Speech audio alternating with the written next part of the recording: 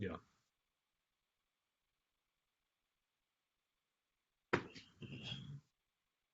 Well, I think we're good to go here. Hopefully, the technology is working as our friends, and we're able to have everyone join in our discussion about the work of elders today. Terry's back again. We've got some time set aside to talk about the biblical model of congregational leadership, and we're talking about one part of that model. There's at least three or four, and I say three or four if we include the role of an evangelist or a principal teacher in that regard. If we include servants who are in structured roles, that gets us to three. But there's obviously space for the congregation to participate in leadership concepts beyond these three roles. And we're really kind of narrowing down in our conversation for today into one component of one of those roles. So the last 3 weeks that Terry and I have been together, we've been talking about the role and work of elders and trying to really provide some, maybe some basics, but also dig a little bit deeper from the biblical standpoint into the Bible's teaching about elders, shepherds, overseers, pastors, presbyters, etc., in a positive way, and saying this is what God teaches. And so for our conversation today, for as long as we're able to box off the time for it, we're going to be talking about the work of men who work in those congregational roles in a very specific way. Terry, how you doing today, by the way? Doing good, a little cold. Woke up to winter this morning. I don't know about you guys in Georgia, but cold here in Alabama. Yeah, And I yeah, know there's people absolutely. to the north that have snow, but it's kind of a brutal 32 degrees when I took the dogs out this morning early. So Yeah, I different kind of think thing.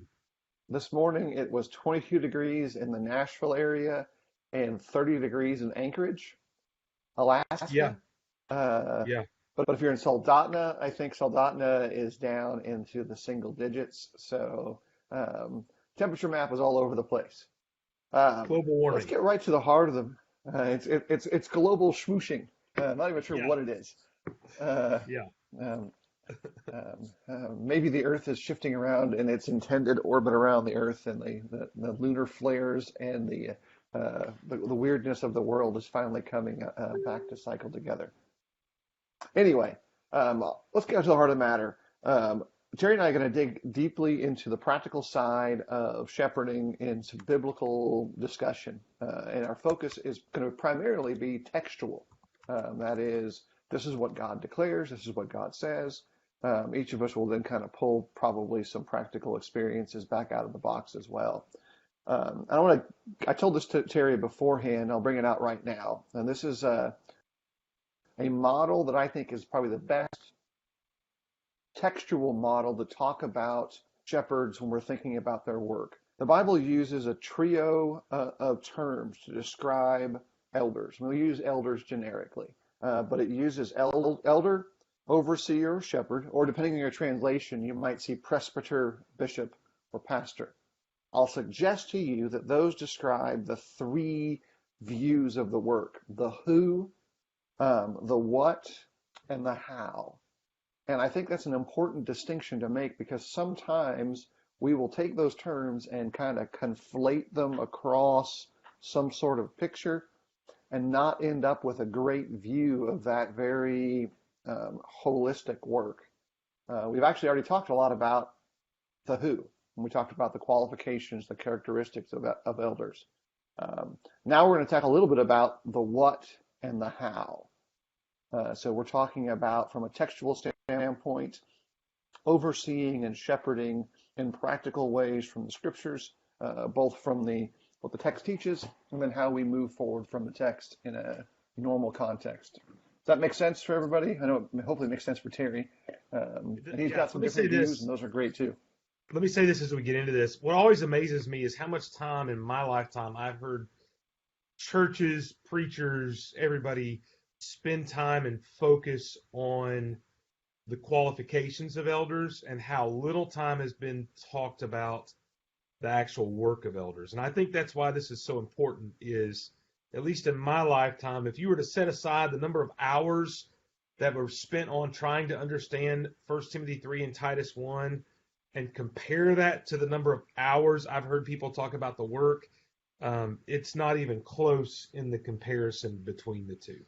So this is perhaps even more important than any of the discussions we've had so far, because I think this is so misunderstood. And I think what you provided is a great way to look at that. Those terms are important, but I also think sometimes we don't really understand what those terms seem to say in a way that helps us understand the work of elders. Right. So let me, so we're going to put one of the two terms at the end of the list I mentioned already, which is overseer or bishop, and kind of set that on the table to begin with. And that's a simple word on the practical level: to oversee, to take care of, to see to it, to care for. It's a responsibility size terminology. Its underlying use there really talks about you've been selected to be responsible for this.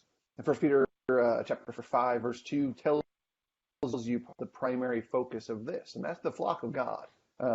You're responsible for them. In the very largest sense, it's one of the two most emotionally and spiritually challenging aspects of leadership in congregations.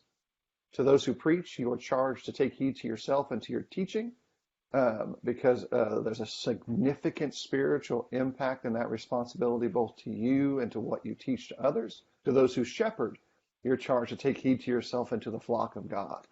And so if you preach, if you shepherd, if you elder, if you teach, you're taking on a responsibility that includes the care for other souls in a very deep and fundamental way.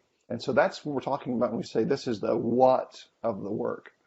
And Terry's right. I think a lot of emphasis has been skewed off the table into the realm of the what or the who, and we've left the how side of things just as decay and rot as a thing we don't need to have to worry about anymore. And that's a really improper approach, unhealthy even. Well, I think we kind of think in our minds, Phil, that once we find those guys and they're qualified to be elders, they'll kind of figure out the how for themselves, and that's not our job because we're not qualified.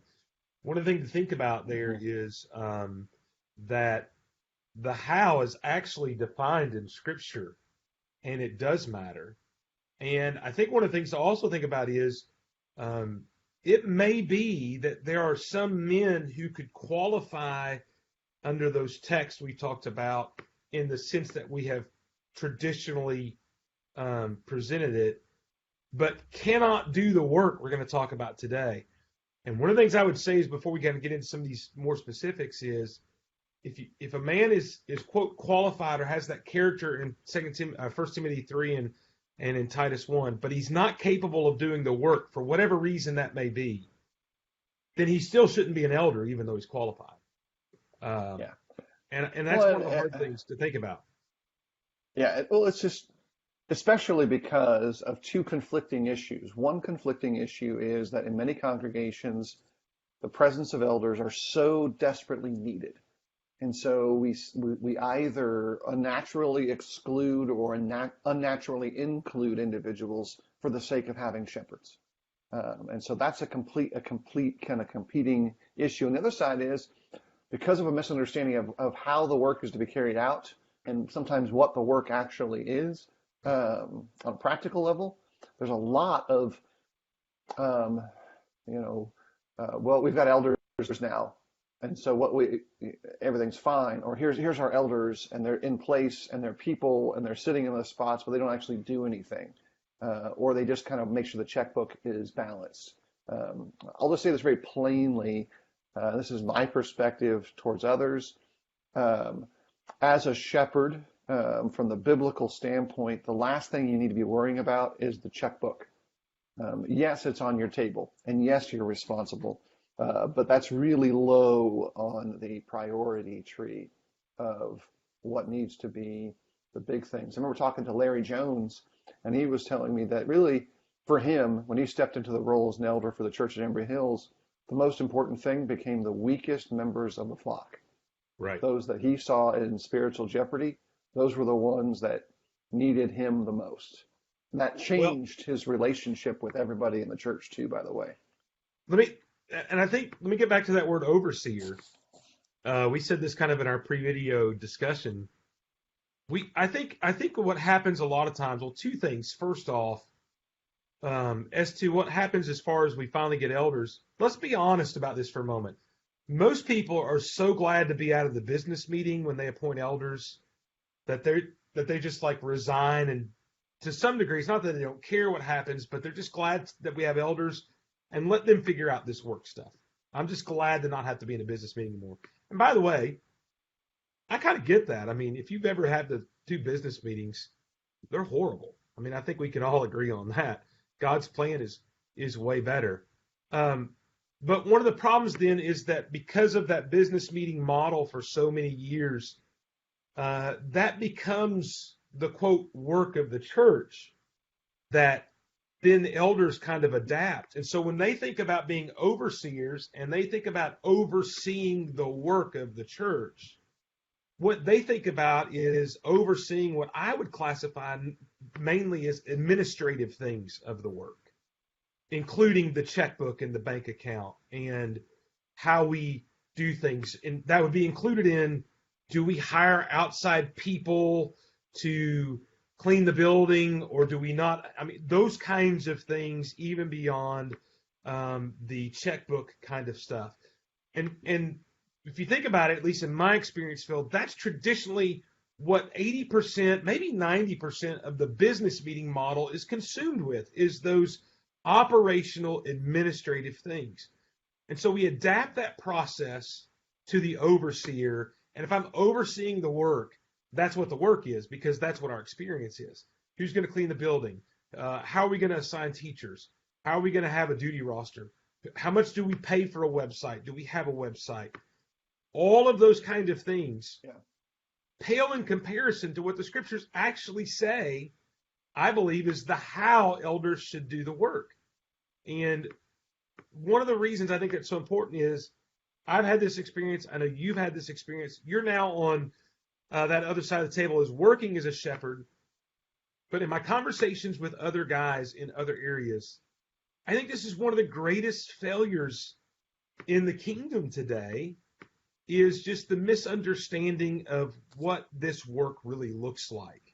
And it is not bank account watching and making sure we don't spend too much money or that we, have the right kind of administrative tasks done. Quite frankly, let me offer this. Let me edge this in here, and this is where my agreement with Terry continues in regards to our feelings about business meetings. They're horrible, but they're horrible for a specific reason. Not because I don't like talking about the work with my brethren, not because those meetings don't have value, primarily because I'm looking, especially younger in my life, for leadership and mentorship and inclusion in things that help me grow.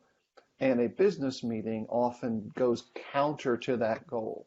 We achieve good in those discussions, but it's not the good that I desire, nor is it the good that I individually, as part of the flock of God, really need.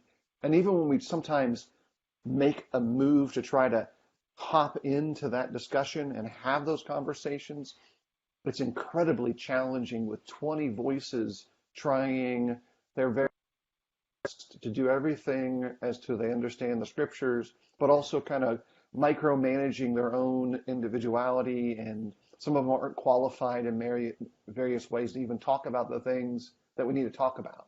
And so it's very disjointed in those contexts. And again, the minute you step into the role as a shepherd, if that's all you've known, then that's what you do. You just kind of make a smaller business meeting.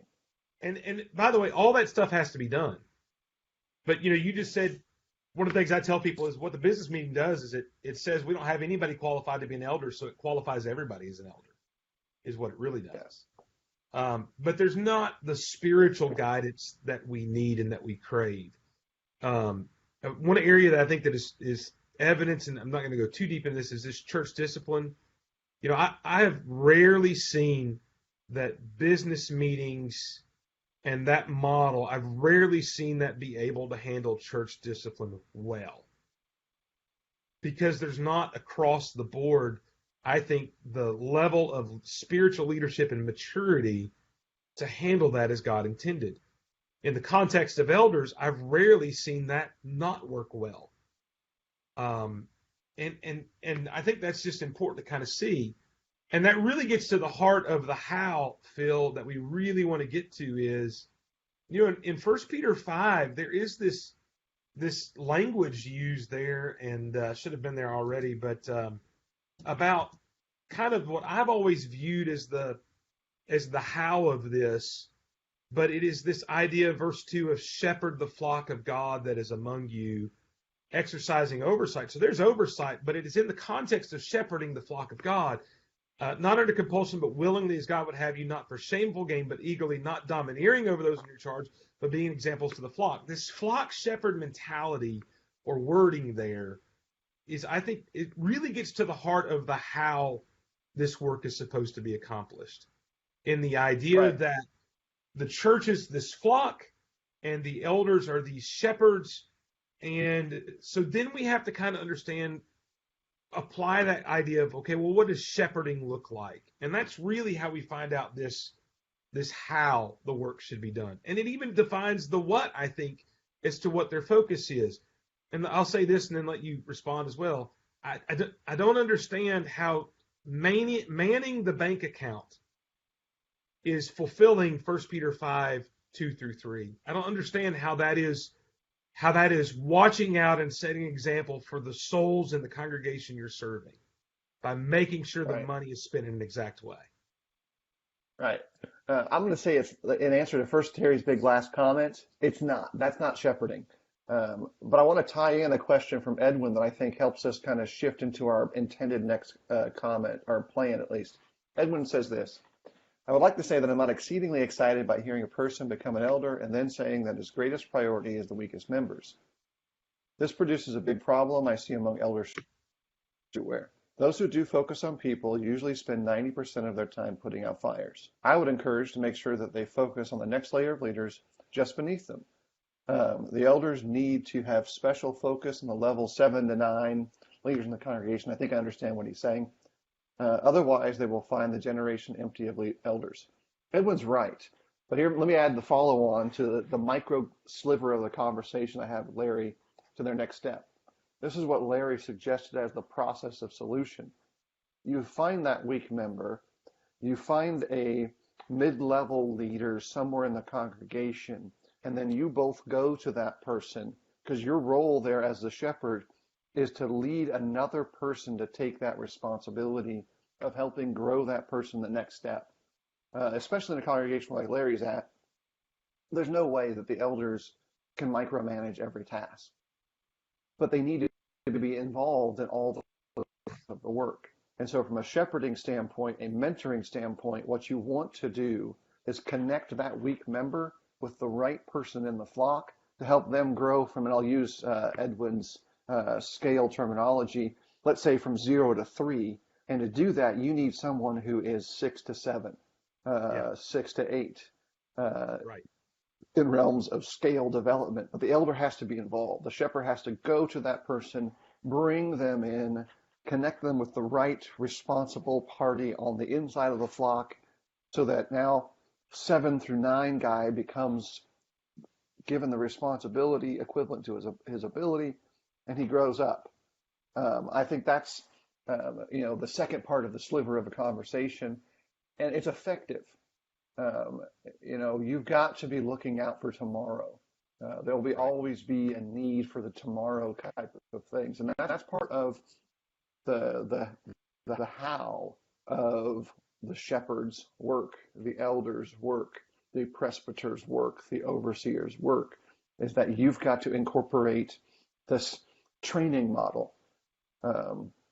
Because if we accept the model, and I think it's a good one, that one of the things that qualifies a man for the work is that you want to be like him when you spiritually grow up, then you've got to be in a condition, in a place, in a setting where you're around that influence. that means that elders are sometimes going to be doing stuff that we don't think are very normal elder things. Terry? Well, I was going to say one of the things that I think kind of the contrast of what Edwin said and then what your response kind of reveals, I think, another one of the kind of failures in how we understand this idea of shepherding and eldership. We almost think that that the only person that can go to that weaker member is the shepherd, and the only person that can deal with that's the shepherd. And if he's doing that, nobody else can be involved in that process. And sometimes elders are that way, where they don't involve other people in those processes. And I think true shepherding is, and you see this from Acts 6, is understanding the need to involve other people in the processes, to include other people in some of those things. So when you have a weaker member, yeah, an elder focuses on that, but at the same time, he takes a stronger member and mentors and develops leadership by combining those things. And I think that's one of the things to understand is in this process, that when the elder, for instance, or when the shepherd has a flock, and that shepherd is shepherding his flock, and one of the sheep are straying or have something going on, he doesn't only focus on that sheep to the detriment of the others. Even though the illustrations are going and finding the sheep, he still, when he comes back, makes sure that the entire flock is still there. And I think that's one of the problems sometimes is we get almost tunnel vision in some of these ideas and don't understand the inclusion of the rest of the flock in the process.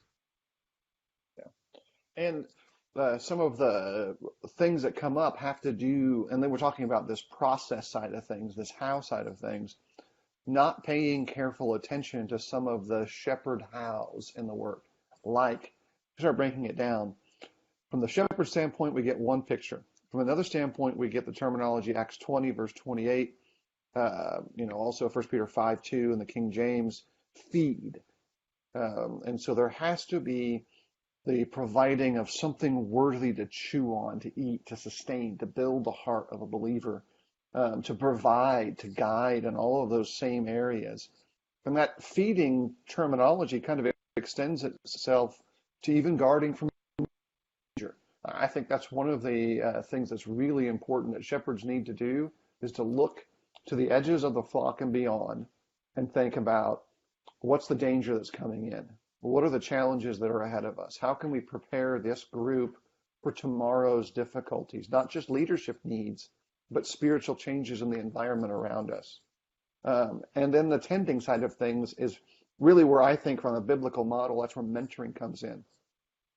Tending the flock kind of, to me, has the picture of you are developing the sheep to become shepherds, to become leaders in the home. And that's going to be an across the spectrum opportunity, whether it's working with the youngest children as a part of the flock, and I use children in the biblical sense of spiritual children, those new in Christ, all the way up to the most mature in Christ.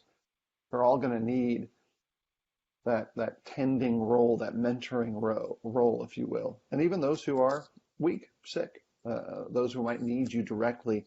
That's James 5, 14, 15, Acts 20 as well, all talk about those same principles, where that's part of a shepherd's work. It has to be considered, it has to be practiced. Yeah, Phil, I always also tie in Psalm 23 that this is what godly shepherding looks like. And if elders are shepherds, they should provide those same things for the flock that we see in Psalm 23. And so that includes rest, that includes protection, that includes feeding. All of those things you see in that psalm that the Lord does for us, shepherds should do for the local body as well. And I think that's just kind of important to point out. And I love how that psalm ends, that because the Lord is my shepherd, goodness and mercy will follow me all the days of my life.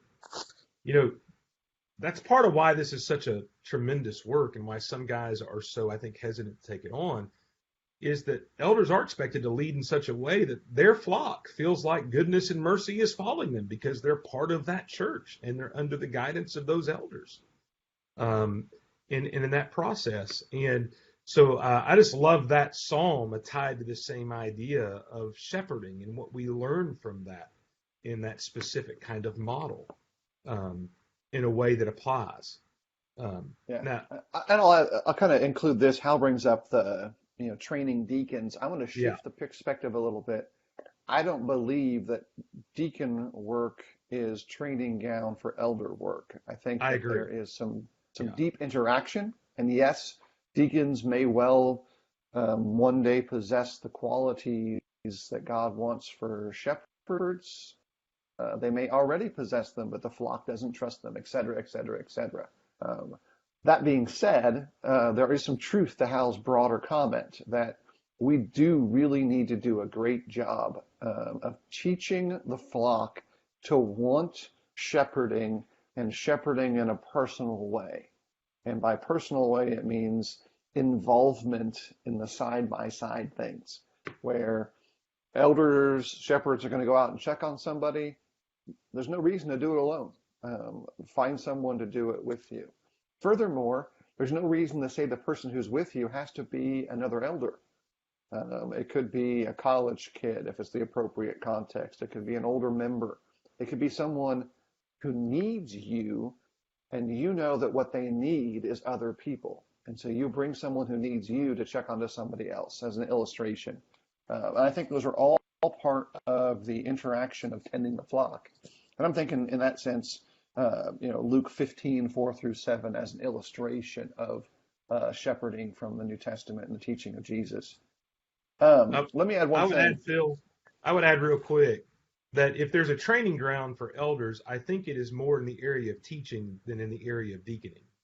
And I would base Mhm. that off of Ephesians 4:11-16. There's a emphasis on that passage that elders have this work of teaching. And so if we really want to train people how to shepherd, then we help teach them how to teach. Now, that's not just an adult Bible class, by the way. So the things we talked about, an elder taking another person in private, that is one of the great ways to develop that leadership in that private teaching scenario, which is actually where I think a lot more shepherding occurs in that private setting than in the public settings we often give emphasis to when we think about the word teaching. So if we want to really Yeah, train them, I think it happens more in that way, in that sense. yeah. And I want to answer. We got two great comments from Edwin and Mark. I don't know if you saw them yet, but um, for Edwin, I would say that I think there's some truth to the structural side of why preachers preach what they preach. But I'll add this. I think that's a misunderstanding of the value of what this role is. If you start teaching about shepherding to a congregation, you're hopefully imbuing that whole flock with the skills to mentor the unbelievers in their life and the skills to strengthen their families. And I'll just kind of a straight talk this. The qualifications that God lays out in the two passages we tend to look at, which is in Timothy and Titus, aren't complicated. We overcomplicate simple texts. And so if you're preaching 4 sermons, 5 sermons on the qualification of elders, I will say, especially if those are 1 hour sermons each, and I've sat through those sermons, and I'll admit that I've preached those sermons probably at some point, that's a failure on the preacher. And you can flame retardant suit me all you want and complain, but that's a preacher failure. That's a leadership Yeah. failure from the pulpit side. Um, and that part of the why is that is emphasizing an imbalanced view of the work. But now we've got these perfect people doing the job, so everything should be perfect, when neither of those things are true, which leads into Mark's comment. And I'll just say very plainly, it's not just the 1950s. It's a misunderstanding of the congregational work, and that's Edwin's comment as well at the end. Um, Typically, and I don't know every local church's budget, but with a few exceptions, and I'm talking some really statistical far out edges, nearly every local church that I've ever been aware of, even some of the more wealthy ones, are simply not handling lots of money. And generally speaking, the issues that they tend to fight about in regards to funds are like 5% of the budget. 2% of the budget in most local churches. Even if those fights are doctrinal, they should not be that challenging. We've allowed emotion to drive rather than logic and reason. It doesn't mean that I don't have, deep concerns, and there's certainly good, valuable discussions there. But we have really imbalanced the local work when we make it all about the economic issues and none about spiritual growth in Christ. That's why some of the friends that Terry and I have who have left, and I'll just say general non-institutional churches for institutional churches, they've left because of that lack of leadership in congregations where they were only concerned about the budget or where the money went and not concerned about the souls. Right or wrong, that was their statement for leaving. Yeah. Does that I make think sense, Mark's Terry? point, Yeah. I think Mark's point, though, is true that even the term institutional, non-institutional, that we use, for lack of a better description, sometimes is a reflection of the problem of the 50s, where money was mishandled, and it was mishandled in a way that a lot of people didn't know until it all was exposed, I guess is a good word for that. And now, and I think this is getting better, but in my lifetime, in your lifetime, Phil, and probably worse for me because I grew up in the church, unlike you, and my family, I'm third or fourth generation in the church. So this has been passed down, that this is the great fear that will repeat that same pattern. And even to the point that elders use this kind of loaded term of, well, we got to watch this because it's the Lord's money. By the way, I don't want to get too sidetracked on that, but just say this. It's all God's money. Your money is God's money. I mean, at the end of the day. But that is rooted in that kind of idea is rooted. And I think we're coming out of that, but it created a lot of baggage and problems for churches. And because that all happened while there were elders in a lot of places and they just didn't watch the bank account enough, that's kind of the thought of some people. Well, this is why the elders have to watch this so closely, because we don't want that repeating. Now, Yeah. I'm not saying elders should not somehow know what's going on, but that's a very small part, because I can tell you this. I've been in churches where elderships were really clear and careful about the Lord's money, and yet didn't know somebody was no longer attending and faithful till 2 years after they had drifted away. And when that happens, then you have got a very disproportionate view of what eldering and shepherding really should be like. What's really sad about that is we protected the Lord's money, but we've not done anything to protect the Lord's souls within that local church. And while that sounds harsh, it's just true. Yeah. On a very simple and strong positive note, we can have both.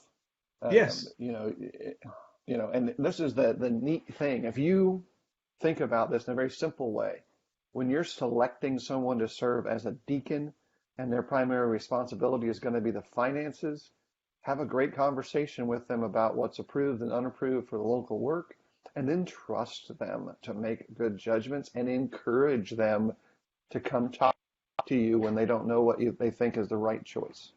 And then instantly you have freed up the time, given it to someone who is highly responsible. And I always use this illustration that Don Truax brought up in the video that he's got on shepherds.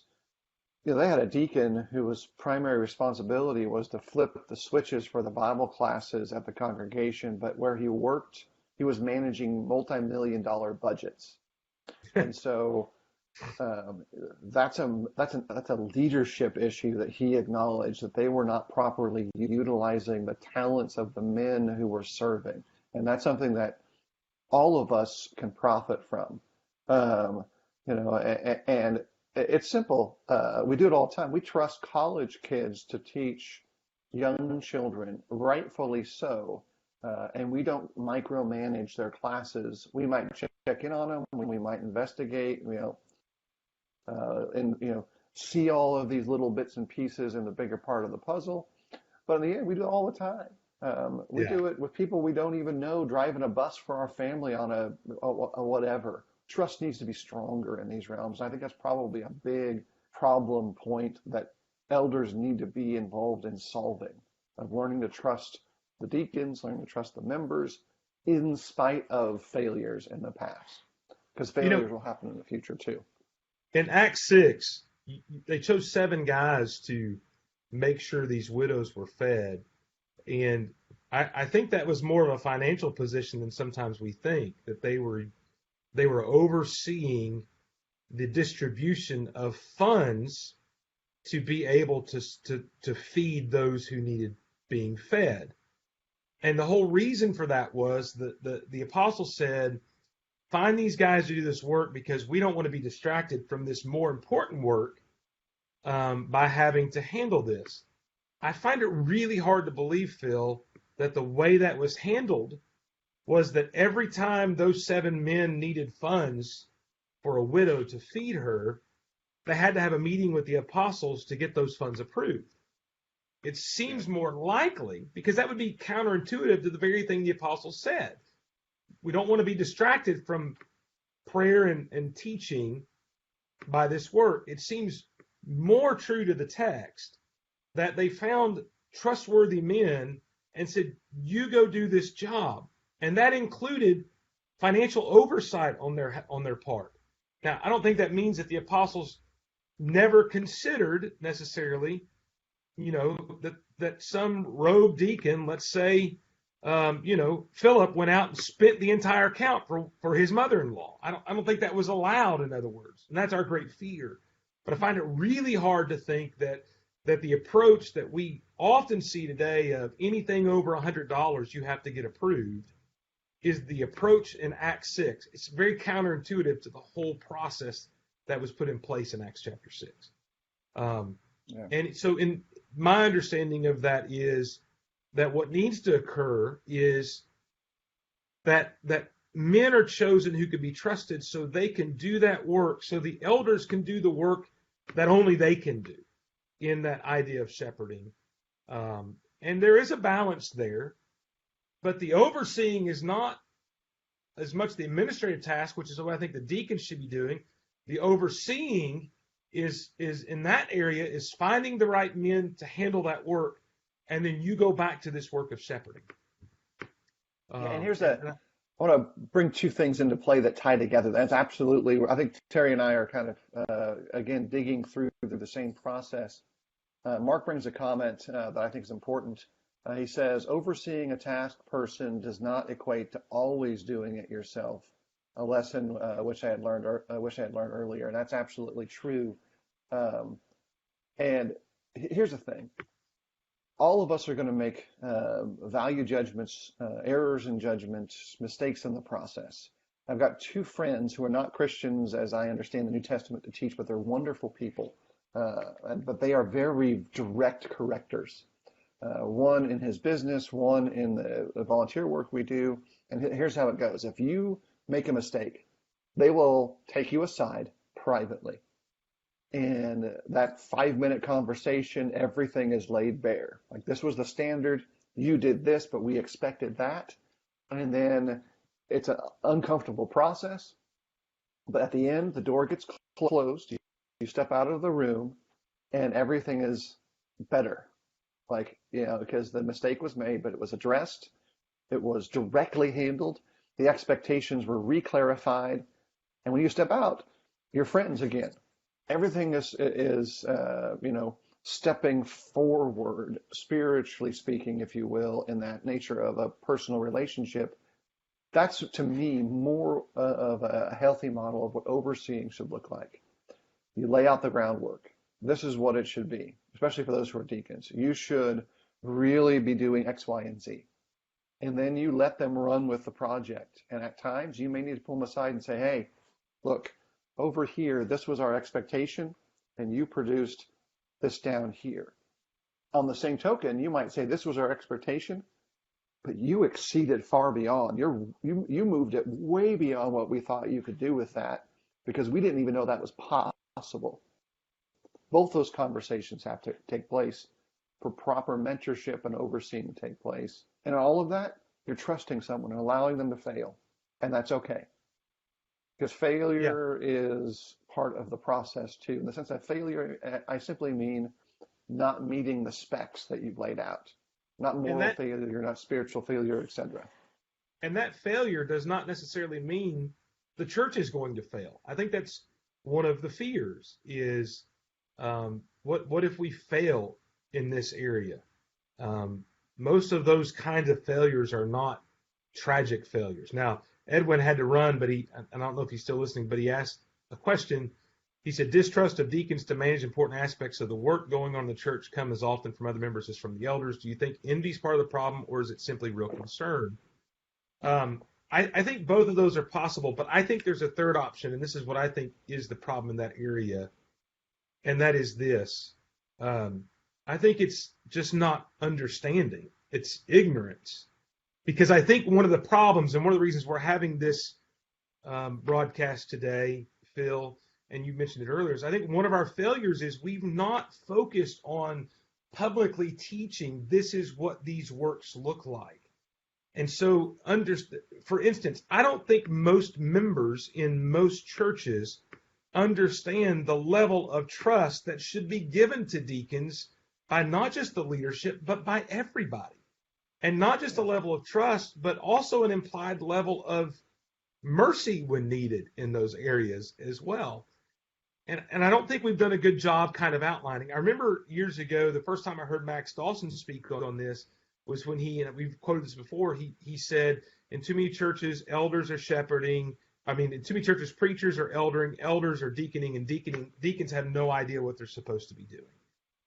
And that was how he opened up this idea of shepherding and talked about it. And I think that's part of the problem is I don't think churches understand those roles and what they look like and how they work together.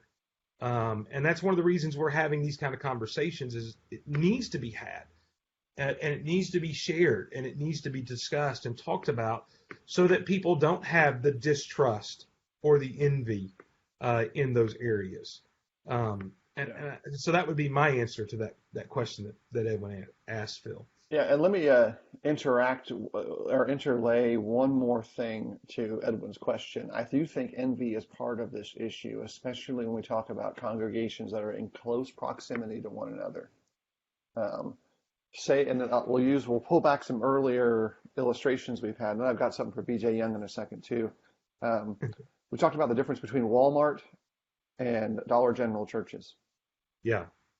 If you've got $3 General churches in a community that all have great attributes, human behavior based on a survey of the Old and New Testament suggests that you're going to have one of two things eventually take place. Either praise for good and joining together in unified causes, or distrust and a disdain for one another, where you begin to pick at the rough edges of a group's area of excellence.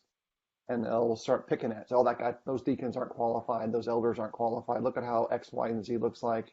We can never work together, and guess what? They don't. Yeah. And preachers come into that play because and I'll speak generally of preachers, we get nervous for our jobs, our livelihood. And I remember this vividly in a conversation with a couple of preachers in an area. Well, if these churches get together, who's going to preach for them? They're basically saying who gets to keep their job. And the biblical answer is everyone. But the way brethren see this relationship sometimes, they would say the one we think is the best. I didn't say he was the best, as the one we think is the best. The one who gets the most votes.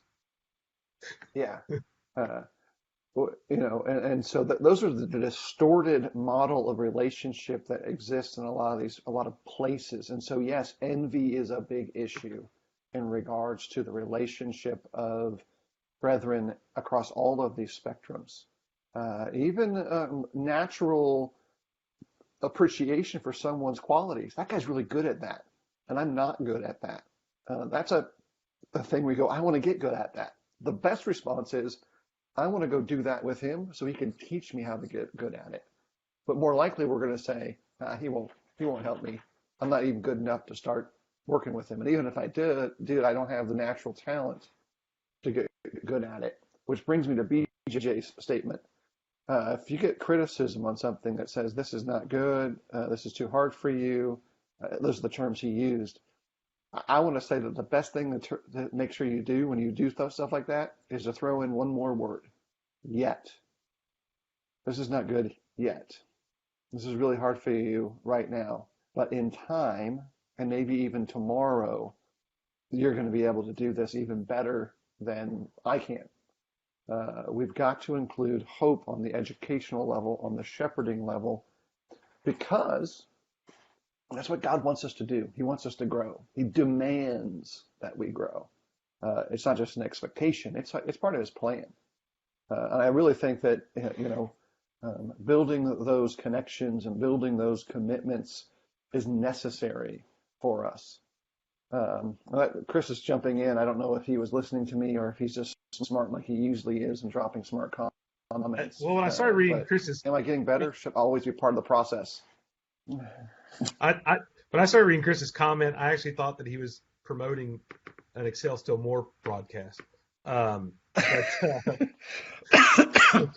Because this is kind of Chris' area. But let me say this. He talks about those questions that I interrupt you on. Am I getting better? What does better look like in my life? Am I growing? How can I measure that? And is there anyone helping me, hold me accountable, excelling? Do I answer to anyone if I'm not improving? And he talks about how we do that for the members. Preachers say that for the members, but preachers need to ask those questions too. And then he says this, and these are the questions elders need to be asking themselves. And I gotta give a hearty amen to that, Phil, about, yes, shepherds need to realize, and this is another breakdown, that just because you've been selected to serve in that role or appointed or whatever term you want to use, you're in that role of an elder, that doesn't mean you have arrived and there's no growth left. And I have seen that in some elders. I have had some elders point blank tell me that there was no more area of growth left for them. They didn't need any training. They didn't need any instruction anymore. They were elders. And I think that's, by the way, in my mind, would show and reveal that you don't have the character of a shepherd. But secondly, a true shepherd will ask these questions. How do I get better? How do I shepherd better? How do I improve this work? And they also ask that as a group. How do we improve this? How do we get better? How do we shepherd better collectively? And so I think that's a great comment by Chris. We all need to be asking ourselves those questions in all of our roles, in home, in the church, in all of them. Those things should be almost daily questions for ourselves. How do I improve today? How do I get better? How do I do this better? How do I fill this role better? So great comment. Yeah, and Chris, your volunteered shekel is always welcome. Now, you say you don't want to offer your 2 cents, but a shekel right now is about 33 cents. And so your comments are more than welcome all the time, anytime. Even if we want to hassle you about shilling for Excel Still More, because I'll just tell you in a very plain way, it's a great podcast. It is. And so I listen to it. But as much as we promote it, we should at least have an Excel Still More coffee cup by now. I'm just gonna say. I mean, yeah, I don't know why we're not getting any swag. There's no swag coming our way, Emerson, and I mean, we all know that our cross broadcast is the reason for your jump up the podcasting list. So, anyway, decidedly so. And so that just encourages us to hassle it more. We'll probably have to make sure we take care of that in a few minutes, Terry. So a couple things just to kind of zip up some parts of the discussion. We began with that model of breaking down the role of elders in some new concepts, thinking about the who, the what, and the how. I think it's really important from a biblical structure when we think about the work of elders that the who part should not be as challenging as we make it. Yes, we need to understand and know what those qualities are, but that should be a fairly well understood point of the conversation. We move into the what side of things. A very simple role has to be, a thought has to be laid out. The elder's work is not the deacon's work. If a deacon can do it, and you have a deacon to do it, then an elder shouldn't be doing it. There's a thing we say in Boy Scouts, at least I say it still quite a bit, never do for a boy what a boy can do for himself. I think that's a term that really should lay out in a simple way for elders. If there's something that a deacon can be doing, encourage a deacon to do it. overloaded, find more deacons. Share the work around, because you should be shepherding. It's just that simple. And then how is really where the struggle exists. And we talk a lot about that the how a shepherd shepherds is an untaught realm for some. I want to add this, though. There are many men who are doing wonderful work as shepherds, and Terry and I, in part, are the product of that. We are the result of people who invested into us, and our ability as evangelists, whatever minuscule amount that is there, is in part due to someone saying, "Hey, knucklehead, cut it out, do this instead." Just like, it needs to be for the generations ahead of us. Yeah. One of the things that we kind of talked about, maybe we get into more, is exactly what you're kind of ending with there, and we're out of time. But maybe a future episode focusing on the idea of really preachers and elders and their work together and how that looks. Full confession, I've not always done that well. But that's probably a future episode that we'll come down on, and understanding how those two works come together in kind of a way that is good and benefits the kingdom the most. Yeah. I'll add this. We're getting close over time. We'll probably drop in the links here in a second. A reminder of a conversation between Don Truax and Max Dawson about the role of shepherds. I think it's a great conversation to listen to. If you know someone who's serving as an elder and you have concerns about the process, of how they're doing their work, the very best thing you can do would fall into a couple of easy categories. One, start praying for their success. Two, make sure you live a life that they're not going to be in conflict with. Be easy to shepherd, and encourage them to do that work.